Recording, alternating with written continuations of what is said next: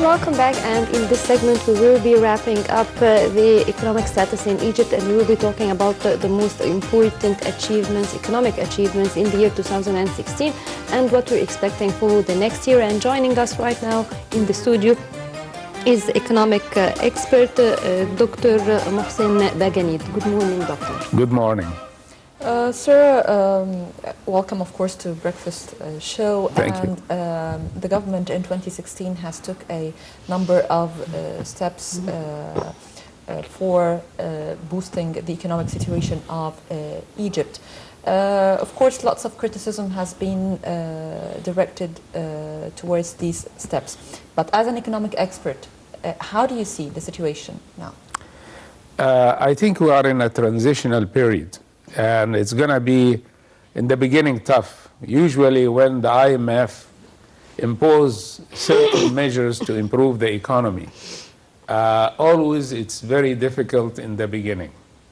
Prices are going to go up because of the floating of the Egyptian pound against the dollar.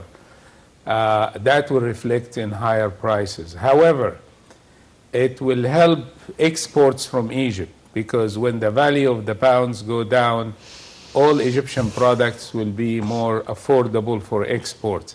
Also, it will encourage tourism to come to Egypt, because it will be, again, at lower prices. So in the short run, it's going to be good for tourism, it's going to be good for exports. However, the price will be inflation, higher prices, which has to be tolerated by the people. Yes, doctor, now for the economic condition, you're saying that's good for exports, but unfortunately the amount of exports and the industries Egypt right now producing is not what would restore the economy back to its proper path. I really think that we are importing, I think it's like 80% of our needs. Mm-hmm. And when we export more, but also we need the import substitution. We need to produce more locally. Mm-hmm. When the imports become much more expensive, we are going to rely more and more on domestic products. Mm. So this will encourage local production, because imports will be much more expensive. So it will help in promoting local product. I personally think the major solution to Egyptian economic problems is to increase productivity. We need to, we have, as I always said before, we have tremendous amount of human capital, human resources, especially young people. Half of our population is young. So we have a lot of, we should do what other countries like Korea, China, Malaysia did. They turned human resources into productive resources. Mm. But that requires investment. Now, the economic measures that was taken with stabilization of the currency exchange rate will encourage investment into Egypt. The key aspect of economic development in any country, it is investment. Investment and human resources. So I would say that if things go correct, but we need to make investment easy for investors. We need to reduce the routine. In other words, I read in one of the reports that an investor coming to Egypt has to get 53 signatures to start operation. We need to reduce that. We need to have one window for investor, make it easy for them. But right now, Egypt should be very attractive for foreign investment and domestic investment.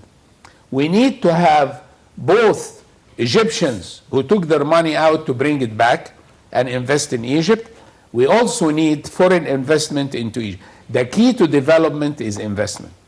And when you have the production capability of young people, it will increase employment, because one of the major problems we have is obviously unemployment.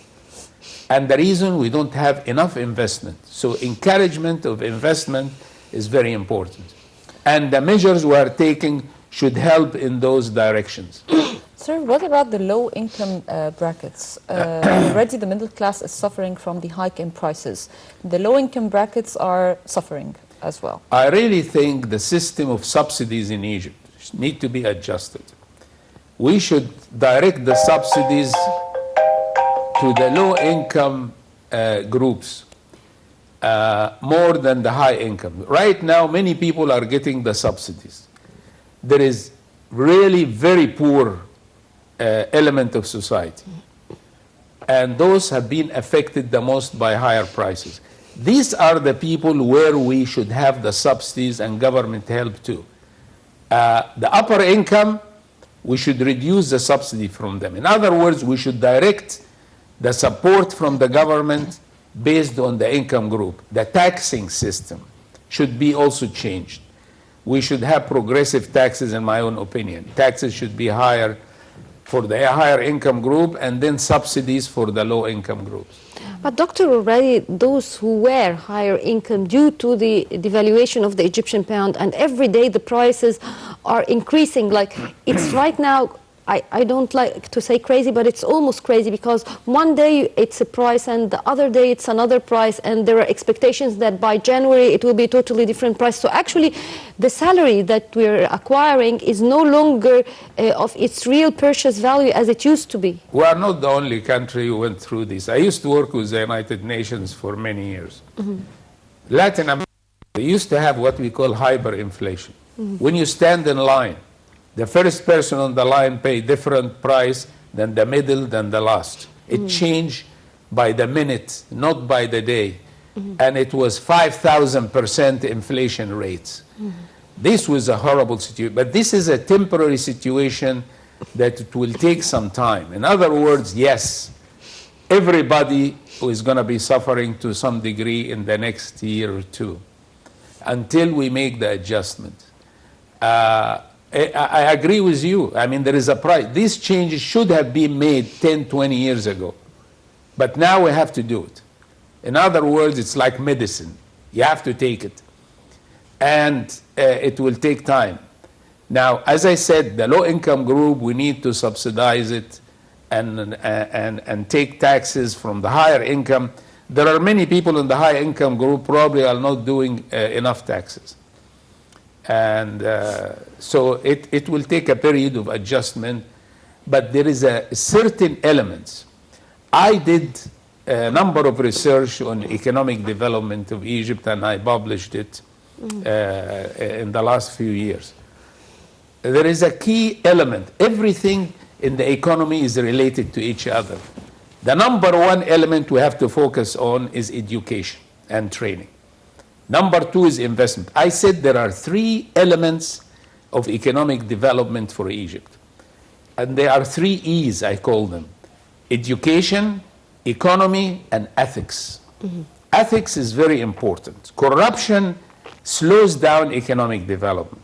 And this is something we have to fight. And then there is supporting elements. We need to have a very strong marketing. I'm a professor of marketing. Marketing will help tourism, will help the economy, will help the exports. Unfortunately, in many countries, they ignore marketing. Marketing is very important. Another element we have to focus is good management. One of the problems we have is lack of quality maintenance. What we call is sustainability. We start a project excellent, but we don't maintain it. That's very important. Another thing, investment. Investment is very, I call marketing, management, monetary support, modern technology. And then we have to reform our laws to support the economic development. Economic laws, different kind of laws need to be reformed. So there is definitely a number of things we have to do. And strategic planning is the most important. We should not plan only for 1 or 2 years. We have, as other countries did, you have to plan for 10 or 20 years ahead. Like what China did. China started from -0. And then they closed for 25 years. They focus on education, on investment, change laws, Another major problem we have is fast growth in population. We have to slow down.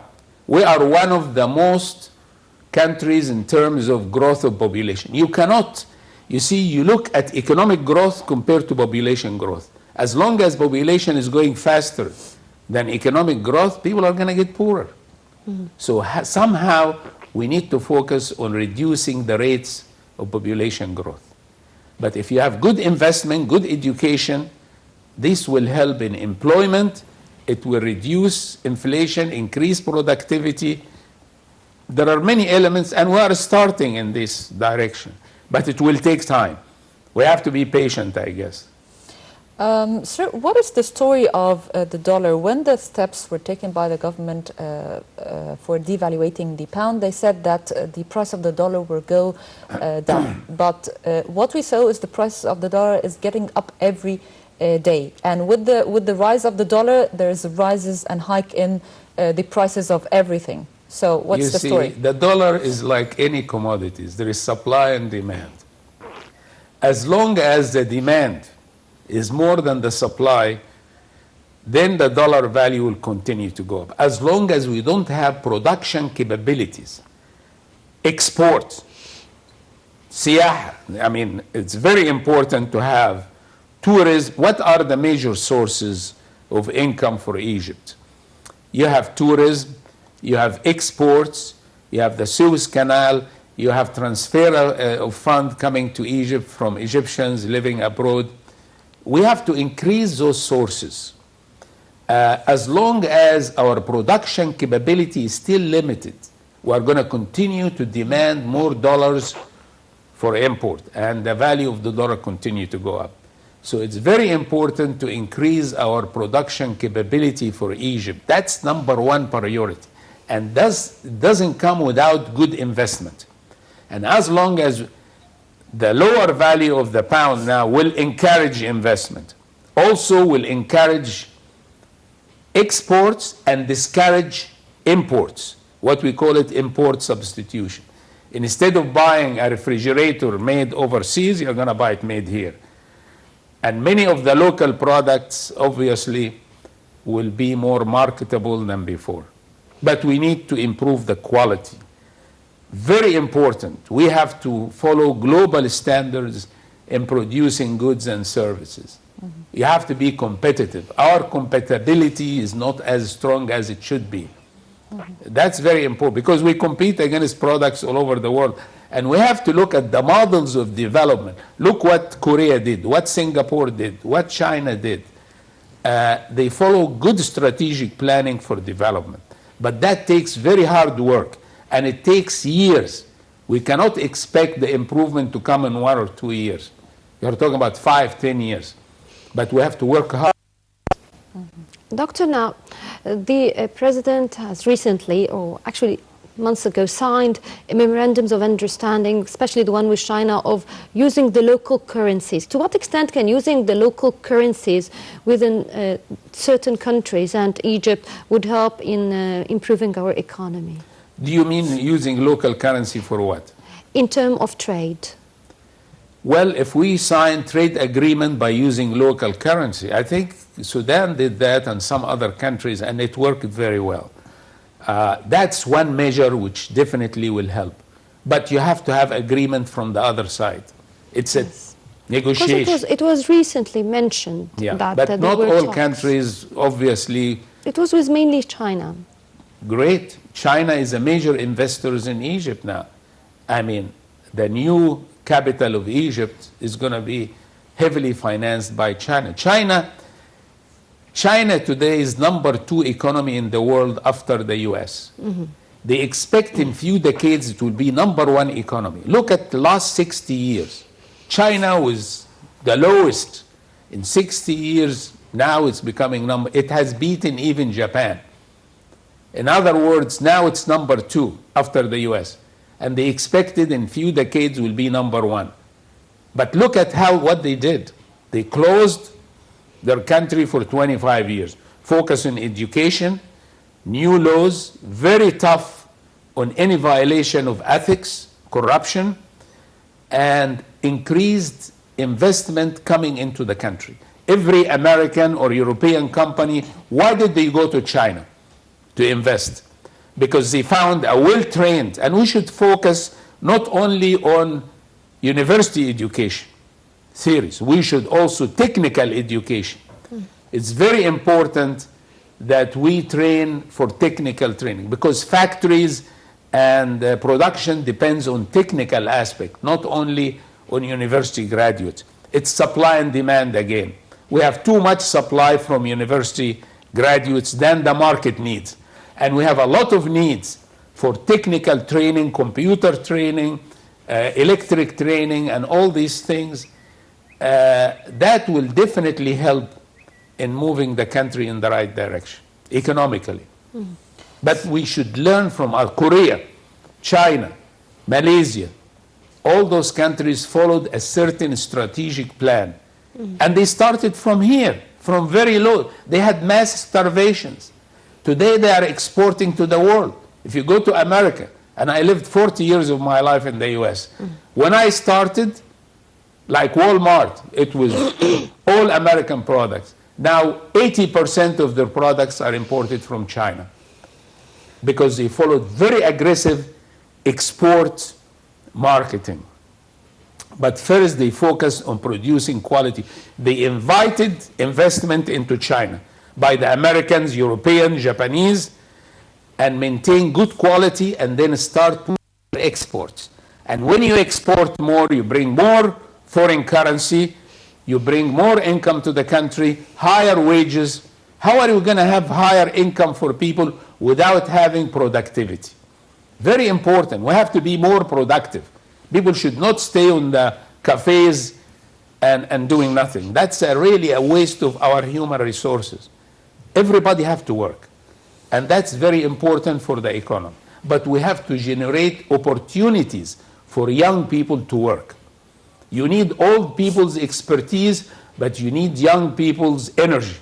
We need to have more and more young people to work harder and take leadership in business. We should encourage small business, medium-sized business, entrepreneurship. It's a key to success.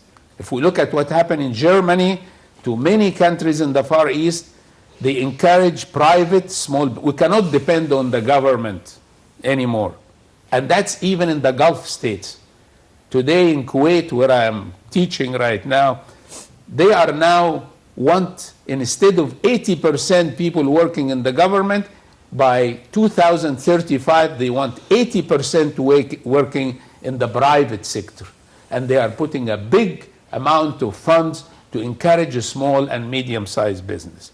In the US, 60% of new jobs come from small business, not from big business. Inventions and new ideas come from small business, not from big business, even in the US and all over the world. So we have to learn from others' experience. We have the major resources to develop our country. Very important. We have natural resources. We are not using it yet well. We have human resources.